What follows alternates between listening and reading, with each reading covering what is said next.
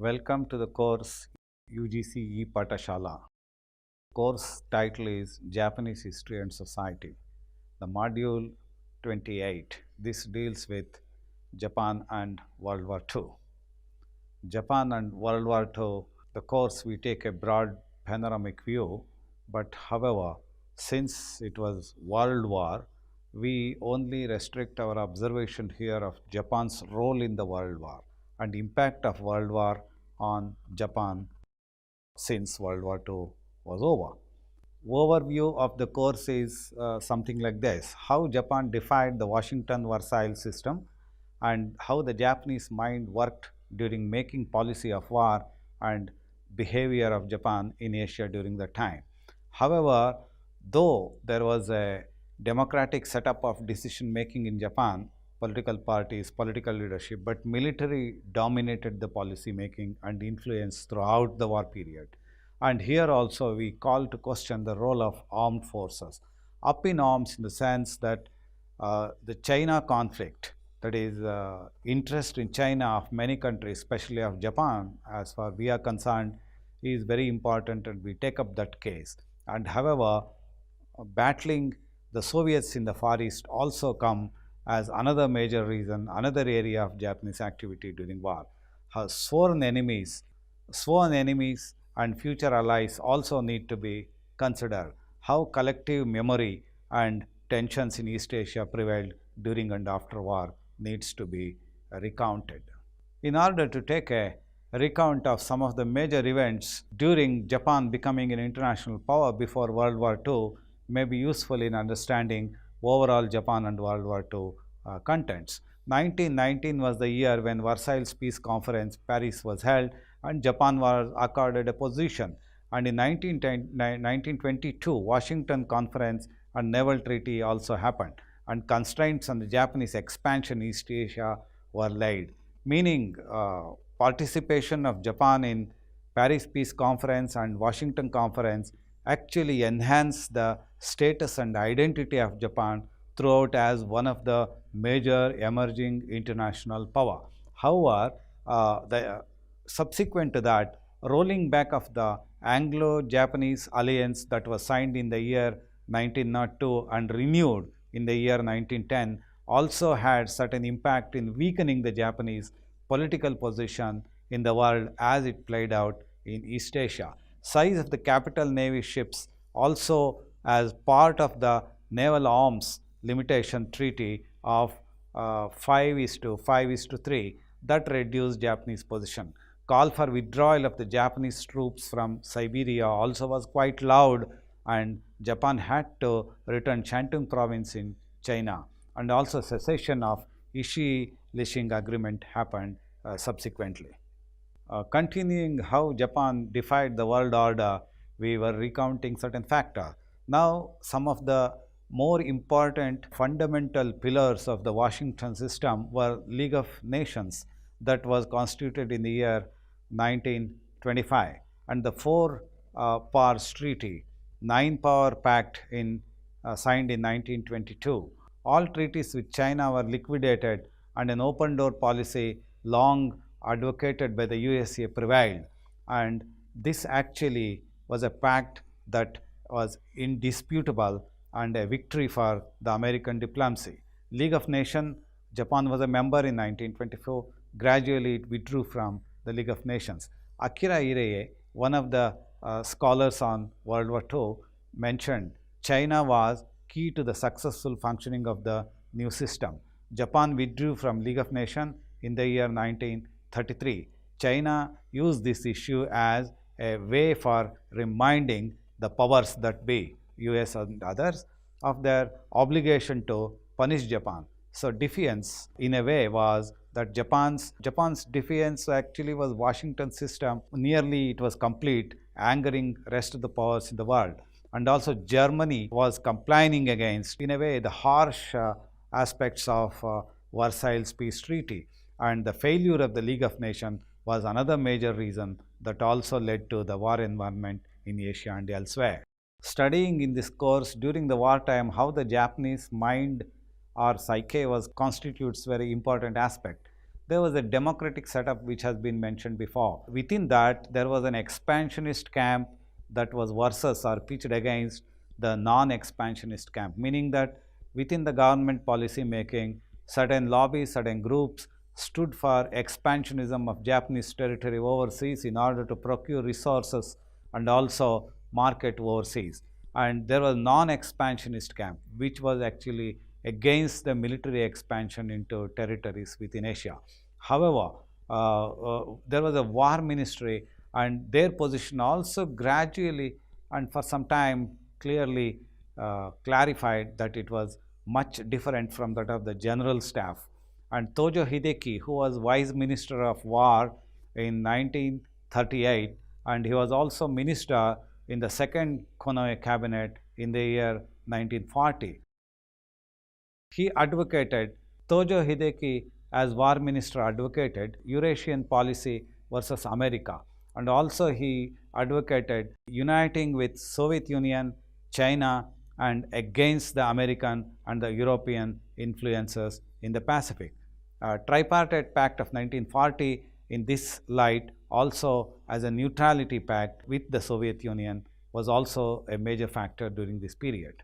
Pearl Harbor attacking also was quite important, simultaneously an assault on Malaya to secure Indochina for resource purpose. The long range conflict with US also actually in order to maintain the status quo in the Western Pacific, also to control Burma, Hong Kong, Singapore, and thereby limiting China's influence in that region. Great East Asian Co-Prosperity Sphere was a grand plan that Japanese empire in order to expand throughout Asia was designed and was to be executed gradually. And in the process, the whole strategy, how it was wrong, and the entire war, how it lost sight of the logistics of war, and also undermining the superiority of the Western technology, especially US and others carried, was not actually foreseen by the Japanese policy making leaders. In recounting reasons for Japanese planning, how it failed during the war, it is important to take note that Allied counteroffensive during the post Pearl Harbor period, and also how it was overestimating its own resources and its own war potential, and underestimated the Western war technology superiority, and also how the fighting potential of Japanese and the Western powers involved during war was not properly assessed by the Japanese leadership. Then overestimating the reliance on Germany to supply oil and other resources for Japan during wartime. Chinese guerrilla warfare also was not expected by the Japanese. Technological advancement of Western power was not at all seen by the Japanese as a disadvantage for Japanese or an advantage for the Western powers during the war. China factor as far Japan is concerned during war becomes quite looming large. And actually the conflict in China began as far Japan is concerned in the 1930s itself, though war actually was from 1941 to 1945. In 1937, Marco Polo Bridge incident happened where Japan actually bombarded, and Japan seized Nanking, Manchuria, Canton, Chungking. Shanghai Nanking massacre also occurred during this period, wherein Japan in Nanking itself has virtually massacred more than 300,000 Chinese citizens. Mao Zedong called for protracted conflict, meaning how angered they were during the war with Japanese comes into main focus here. And 850,000 Japanese troops in China were active all over in attacking properties, material, men, and other things. And in order to mobilize more and more soldiers in Japan to the support of Japanese army, call was given nationally to recruit men from 15 to 60 years continuously to support war causes, and women from 17 to 40 years were to be recruited. That shows how Japan was actually focusing on China during war before it called via direct attack on Pearl Harbor the American attention into that it was actually Japan inviting US and other forces for war. Battling the Soviets in the Far East was also another area in which the Japanese were quite active. 1937 to 1938, during this period of one full year, Japanese Kwantung Army involved in two front war. In 1940, the German invasion of Russia happened, and Japan was contemplating around this time for neutrality of war with the Soviets. Neutrality Pact was also signed in 1941, and pact was broken in 1945 when Soviets actually launched war against Japan. This slide actually shows you the picture how on the 6th of December early morning around 8 o'clock Pearl Harbor was attacked and Japan seized control around after that on Malaya, Borneo and even soon Philippines and was also eyeing Thailand. And how enemies turned into allies can also be seen here. How the enemies turned into allies can be recounted from the events. In 1931, Stimson's non recognition doctrine was recognized. And in the year 1938, Roosevelt's quarantine speech targeting the Japanese aggression was very clear, and almost an enmity was being fast built up. And the Hull ultimatum or the Hull note was also another factor that was pushing towards war or against the Japanese. And the Japanese was actually negotiating around that time with US over severing the ties in Kuomintang, and Japanese were also facing embargoes. We can see on this slide America's involvement in the Pacific War. Also how Doolittle raids on the 18th of April 1942 made its own impact. Meanwhile, Italy captured in 1943. Japan set up absolute national defense sphere, meaning that stepping up its surveillance and vigilance in the air surrounding that area. Plans of seizing Imphal, Burma also ended in vain with no results in favor of Japanese. It was limited to the defense of Okinawa only. In April 1945, it was cut off from Asia, left standing alone, subject to B-29's bombings by United States. Tokyo has finally become scorched earth, the emperor. Some of the events that could be recounted quickly on the penultimate hour of World War II was that in July 1945, Potsdam Declaration was achieved. United States, Britain and Republic of China issued warning clearly to Japan on their activities, which was condemned. And they were even warned of destruction of Japan ahead if Japan does not surrender. So the clear demand from the West and other allies were to secure Japan's surrender. And it also, in a way, declared terms of surrender, how Japan should surrender, what would be the conditions and terms. And Japan actually, silence was conveyed very stubbornly.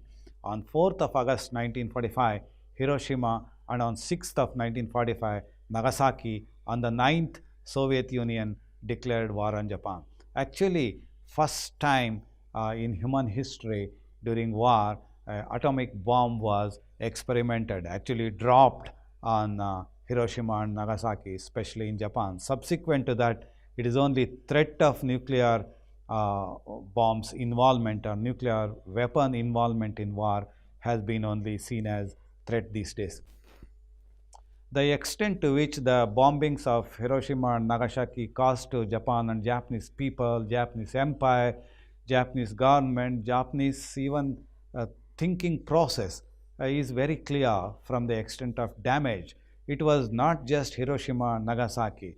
Even Tokyo, Osaka, Nagoya were targeted with B-29 bombs, and lives lost were uncounted actually. And actually Hiroshima, very close to that, even now Western Naval Command of Japanese government is located. Even one can spot while moving in ships from other parts of Japan towards Hiroshima, one can see submarines even being floating around and soldiers exercising. Meaning that is a small place called Kure, 30 or 25 minutes away from Hiroshima. This was the Western Command headquarters during wartime that even now retains the Naval Command location there. Uh, actually, war planning in Japan was done in Hiroshima, especially the building which is destroyed now almost in a skeletal fashion remains, was the place that was housing war planning and industrial planning division that was precisely targeted by US during bombing. Having secured that, I think really the Japanese mind and Japanese strength was destroyed, and surrender was the only option that the Japanese had before them just after bombing. The news of Japan surrendering and war coming to an end, and how Emperor made his speech of surrender, were published in gist form in the New York Times of the day. And this slide actually depicts how some of the key words or key sentences or focus of Emperor's speech is being displayed on this screen for your benefit. Though war is over, Japan became an occupied country. For the first time in the history of Japan, Japan was occupied by foreign powers, an allied power.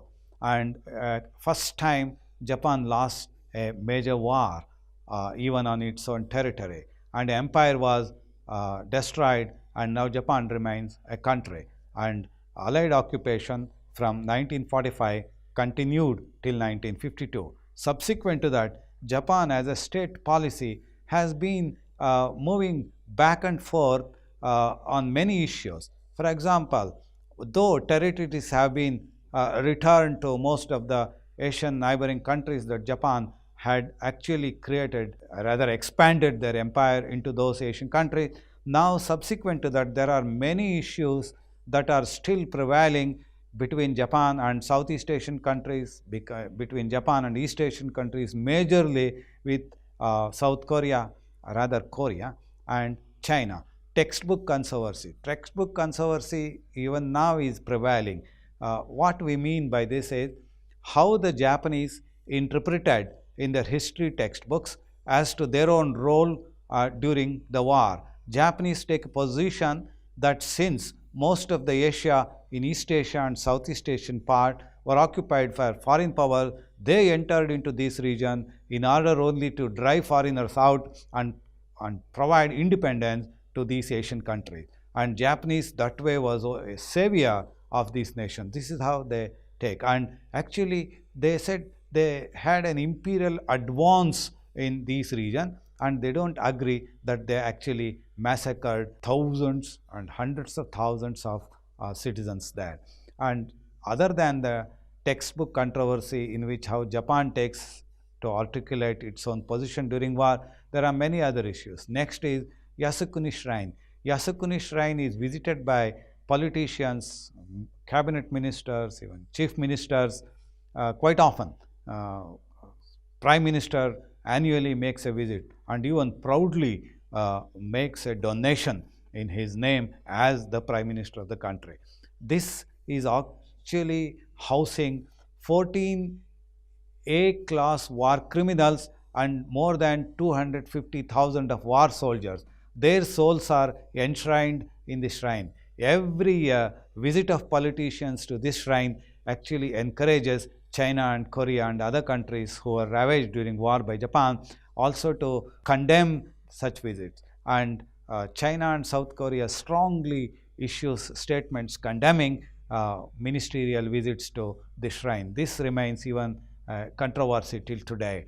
Other is comfort women. Comfort women is that in order to provide pleasure to the Japanese soldiers in all war field, wherever they were fighting in Asia, women from China, women from Korea were actually taken as slaves to provide pleasure to the Japanese soldier. This issue even today remains unsettled, and there are differences of opinion as to how they should be compensated. The issue of comfort women, which to the dislike of the Japanese is also called sex slave issue, still is continuing and a controversial thing and has not yet been settled.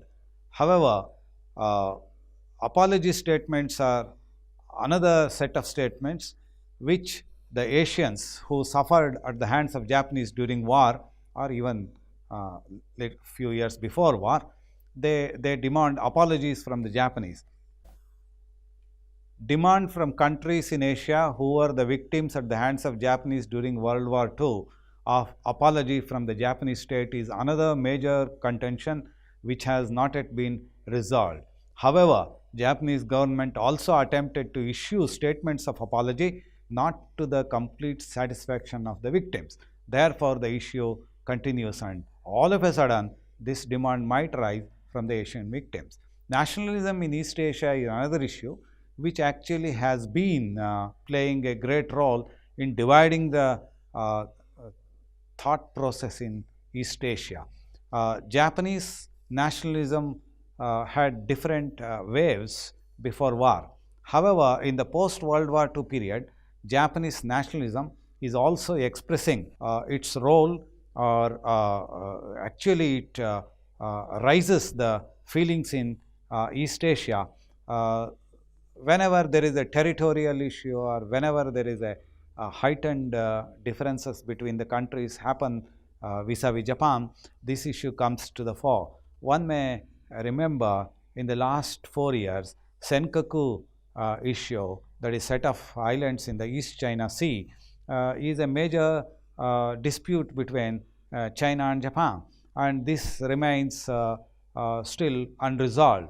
Japanese do not recognize this as a major dispute because they take a position it belongs to Japan, whereas China says it is a dispute because we are a claimant, and earlier actually it was Taiwan to which it belonged, and now China since claims Taiwan, they also claim Senkaku. So, it is China, Taiwan and Japan who are actually claiming the territory of Senkakus. This also remains unresolved.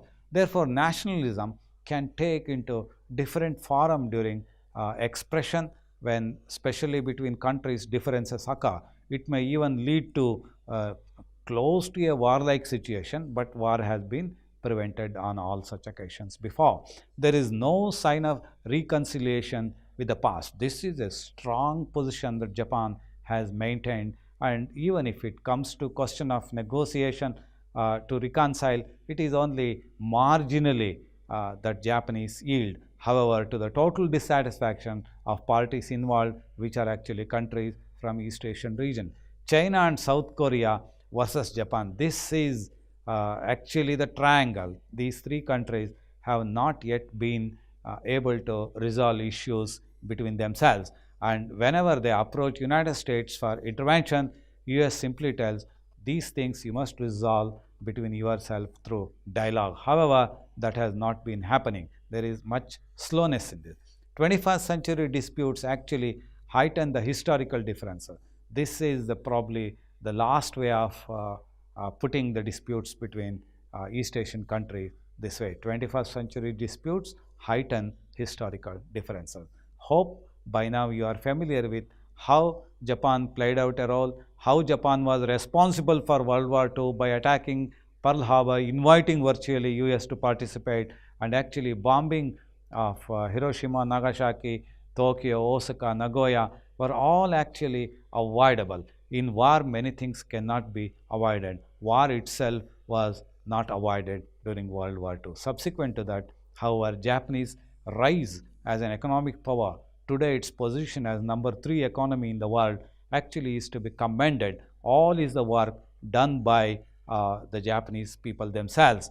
Post World War II Japan, empire's position has really been lost in terms of territorial size. It is today no empire, but emperor still rules. Earlier position of Japanese emperor that he was a divine representative in the human form. No more, he is only a ordinary human being and symbol of unity of the people of Japan. And moreover, now constitution clearly lays down who is who, what is what in terms of institutions and individuals and their importance in the complete democratic setup today. Thank you very much.